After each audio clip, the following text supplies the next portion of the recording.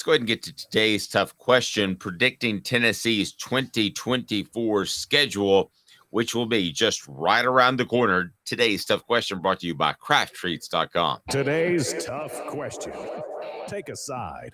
Take a stand. The Dave Hooker Show, a presentation of offthehooksports.com. All right, so we'll predict Tennessee's 8-game conference schedule, and it's brought to you by Craft Treats. Go to crafttreats.com, use the promo code OFFTHEHOOK, and you will get 20% off any of their fine products, all homemade, holistic there. But they've got the CBD derivatives where they can take care of your pet's anxiety issues, arthritis issues, or digestive issues. They are awesome. So they're the chill pills. Use the promo code OFFTHEHOOK and you get 20% off of any of their products. So predicting the Vols' 8-game conference schedule in 2024. A lot of these schedules are still up in the air, right, Caleb? Because we just now decided as a region, a conference, that on Friday it would be an 8-game schedule instead of a 9-game schedule, which I think is a shame. So when we look at Tennessee's schedule, what do you think? So my guess is, based on things I've heard, because this is such a stopgap moment, because really they just couldn't come to an agreement, I do believe they're going to keep all the rivalries they can intact for 2024, which leads me to believe that Tennessee is going to still be playing Vanderbilt, Kentucky, Florida, Georgia, and Alabama. I think they're going to play all 5 of those games next year. They had better, and if that's your stopgap, then I can roll with that. I hate that they're even having to use a stopgap. I think it's a sign of some troublesome leadership at the top. I don't want to call it incompetent because I think Greg Sankey does a great job for the most part. But yes, this is not a good sign that Tennessee and the other SEC schools are a little unsure about their schedule past 2024. So I hope it's as close to what Tennessee had last year, because I like all of the rivalries pretty much except for Missouri, to be real honest with you. Missouri could fall off the face of the earth, and I would be fine with that. But I hope it pretty much stays status quo and stays the same. And isn't that part of the reason that you're doing this stopgap situation in 2024? I would think. Yeah, that's the big reason. And I'm with you. I like the rivalries. Even people are going to call me crazy. I know Tennessee-Kentucky is not a rivalry in football, but it's a college sports rivalry in the sense that Tennessee dominates Kentucky in football, Kentucky dominates Tennessee in basketball. And basically where the rivalry comes into play is one team likes to try to get the better end of upset the other team in one of the other sports, basically. Okay, so let's do this for just a second if we can. What are the rivalries that Tennessee has? Because Tennessee, and listen, if you're another school we mention, don't take this as any sort of insult, or if you're another school we omit, don't take this as an insult, because Tennessee is a weird school that has a ton of rivalries, right? I mean, they have a ton of rivalries and no like natural Michigan-Ohio State style of rival. Or I was going to use Auburn, Alabama. I mean, there's no, this is a rival that can't go away. They're all like, these are good rivals. Yeah, it's like that date you go on, you're like, yeah, that was a good date.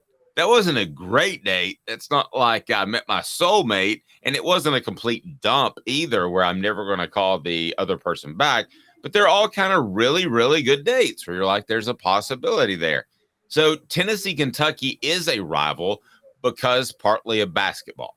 Tennessee, last I checked, was number 2 overall in basketball wins in the SEC to Kentucky. That's been a couple of years old, so somebody could have surpassed that. But Tennessee was number 2. So that's kind of a combo guard rival thing. Vanderbilt, if you're over 70 years old, that's a huge rival, and it's in-state. Georgia, to win the East, has become an incredible rival. Same thing for Florida, even more so because Florida had a guy named Steve Spurrier that had Tennessee ties. Alabama, we know Tennessee, Alabama. South Carolina, to me, is not a rival at all. But the ones that I mentioned, and tell me if I'm leaving somebody out, which would be Georgia, Florida, Kentucky, Vanderbilt, Alabama, all have a strong argument that they should be on Tennessee's schedule. Let me hear from the message board, and you tell me what you think. But those are the ones I would hate to lose. And then after that, you can just kind of rotate people in, whether it's the LSUs or the South Carolinas. Again, I'm talking in fantasy world. This is what I would want to happen, Caleb. This is not what I'm predicting will happen. Yeah, it's going to be even when it goes to 9 games, it's going to be a 3-6 model. So you're going to have to get rid of 2 of those rivalries. My guess is Tennessee's going to have to drop. They're going to have to drop Florida, Kentucky, and Georgia because by default, the SEC needs 3 teams for South Carolina to play permanently. And I think Tennessee is going to be one of those teams. And so it'll be Tennessee, it'll be South Carolina, Vanderbilt, Alabama. As for next year, I think they can keep all 5 of those games for next year at the very least. And honestly, next year, bring some old rivalries back. You got a little bit of flexibility with an 8-game schedule. So have Tennessee play Ole Miss and Auburn too next year. Well, I'm fine with that. But when we look to 2025, what are going to be the rivals? Are we going to be all back in this debating once again, or are we going to figure out what's best and then go with that this year? We're going to be all back in it in 2025. And it's going to be who will either it'll stick at 8 games, which is just going to be I don't know if they can stick at 8 games, or we're going to see them go to 9 games and there will be a 3-6 format. And at that point, it'll be who should Tennessee's 3 permanent opponents beat. And it'll be a debate amongst those 5 or somebody else. I think the 2 most untouchable Tennessee games are Alabama and Vanderbilt. Say what you want about Vanderbilt. It's the 4th most played game in the SEC. No one's touching the Vanderbilt game. I don't care what people feel about it. They're not going to touch it. No, and I don't think Tennessee wants that to go away. Because, again, you and I have debated recruiting the mid-state area. I do think it's going to end up being good. I could be proven wrong, but I think within 2 or 3 years, you're going to see a bubble there, and you're going to see that be a good recruiting area. So if you're Danny White, what do you want the 3 games to be? Let's assume that it goes 9 games after 2024. Surely to goodness it will, right? Yeah, it would have to. I think if you're Danny White, you want Alabama, Vanderbilt, and this is where you throw tradition aside. I think you want Georgia because you talked about recruiting. You want to be able to go into Georgia every other year and play football. I agree. For recruiting purposes. I agree, and I know we talked to Cooper and Jacob, but they're not the only ones. I talked to former players. They don't want the schedule to get easy just because it can, and it could. I mean, you could say Kentucky, Vanderbilt, Alabama, and that's not going to be the 3, but you could say those 3 and that would be pretty easy and be a benefit to Tennessee. But the players that I talked to and the former players, they want to play the tough ones.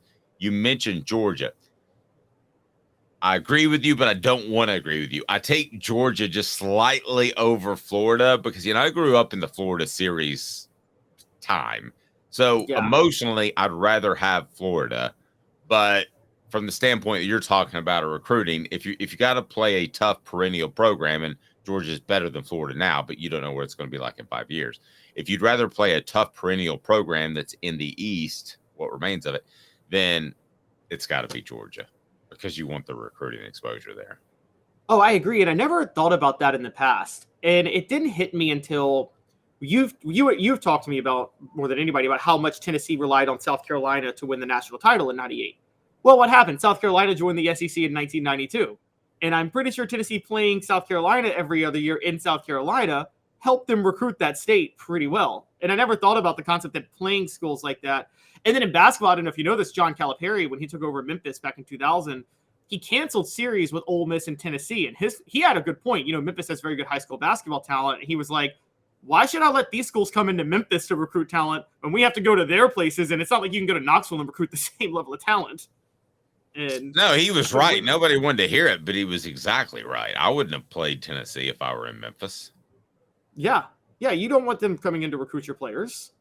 Yeah, I mean, if I had the option, I wouldn't play Tennessee if I were Vanderbilt's head coach. In basketball?